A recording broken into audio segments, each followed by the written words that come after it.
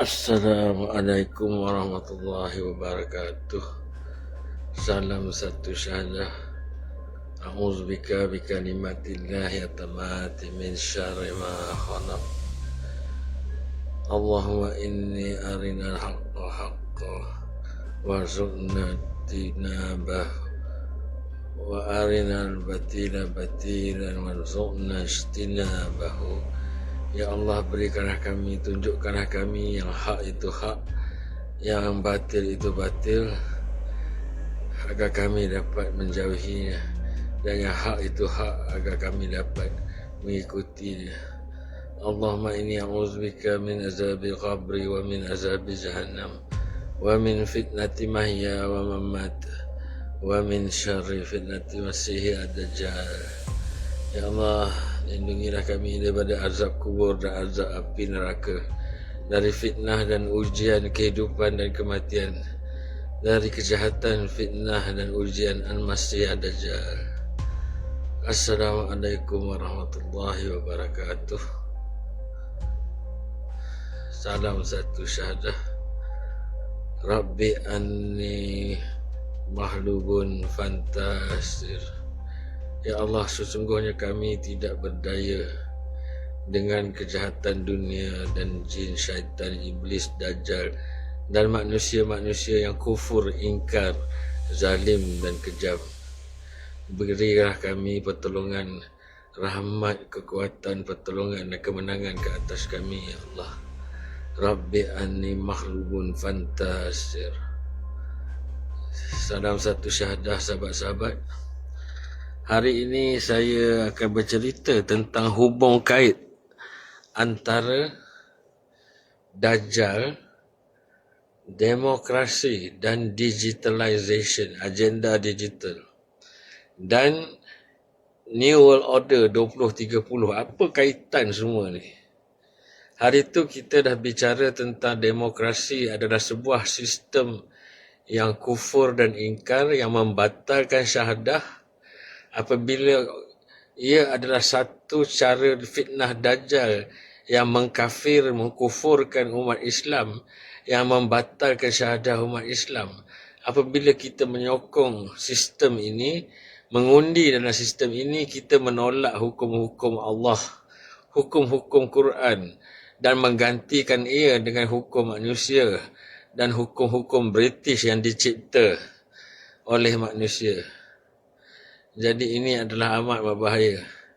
Jadi agenda demokrasi ini dijalankan oleh Dajjal, dan juga daripada demokrasi inilah keluarnya agenda digital, di mana semua kerajaan-kerajaan demokrasi Dajjal ini akan memaksa agenda digital di seluruh dunia.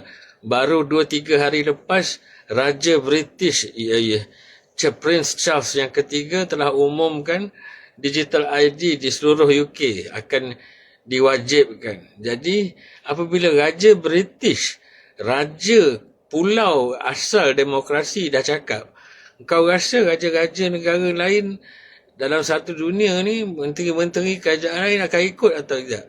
Mereka akan ikut. Sebab inilah dia Nabi demokrasi. Prince Charles ni, King British ni adalah Nabi kepada demokrasi. Jadi semua sistem akan ikut dan akan memaksa kerajaan, parlimen dan menteri-menteri dia. Termasuklah kita. Kita dipaksa dalam digital ID. Dan sebenarnya digital ID ni apa? Iaitu kita semua akan dikawal di dalam sistem digital, di mana dia akan dapat tahu kita punya perbelanjaan, dia tahu lokasi kita, apa kita buat, apa kita tulis, apa kita cakap di dalam phone. Mereka tracking kita dengan CCTV dan mereka boleh baca data tentang kita. Adakah kita dah cukup vaksin atau belum? Adakah kita dah bayar cukai atau belum? Adakah kita dah ini atau belum? Nak buat road tax, nak buat itu, nak buat ini, semua kena digital. Kenapa? Kerana mereka ingin memaksa setiap orang sebelum dan pada 2030 untuk mengikuti sistem New World Order yang baru, iaitu sistem Dajjal.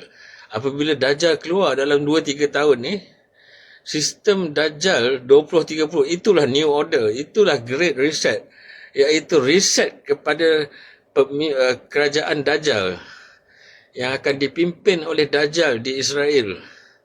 Menggunakan teknologi, menggunakan frekuensi, menggunakan satelit.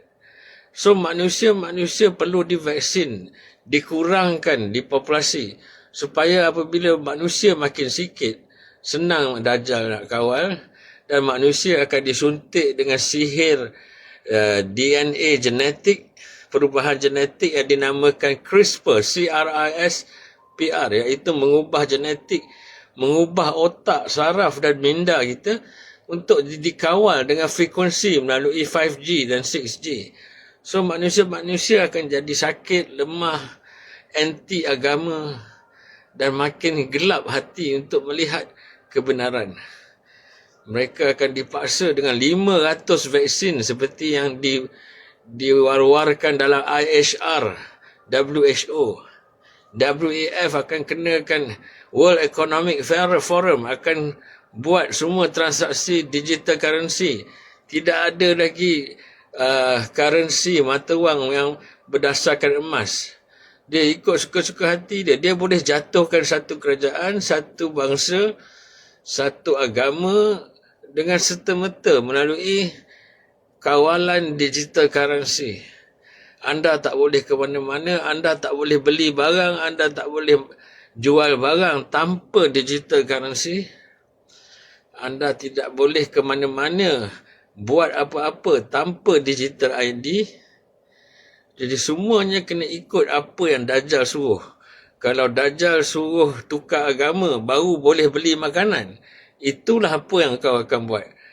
Kalau Dajjal suruh beli hanya makan makanan yang dicipta daripada najis dan tai dan sampah, itulah apa yang kau akan buat.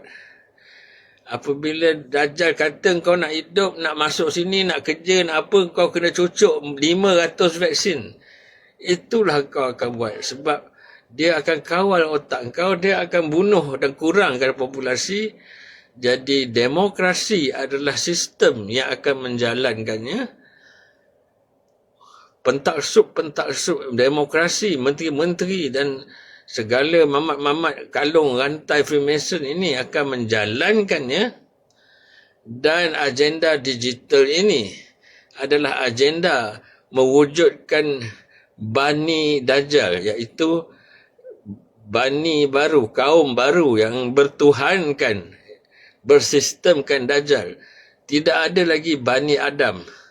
Mereka, Dajjal dan Iblis ni nak jadi Tuhan. Jadi mereka mencipta satu Bani baru yang diletakkan teknologi, sihir di dalam vaksin, di dalam virus. Jadi aku nak korang fikir betul-betul apa sebenarnya digital ID, digitalization, apa semua, digital currency ni, dan apa kaitan dengan demokrasi, dan apa kaitan dengan Dajjal. Semuanya berkait.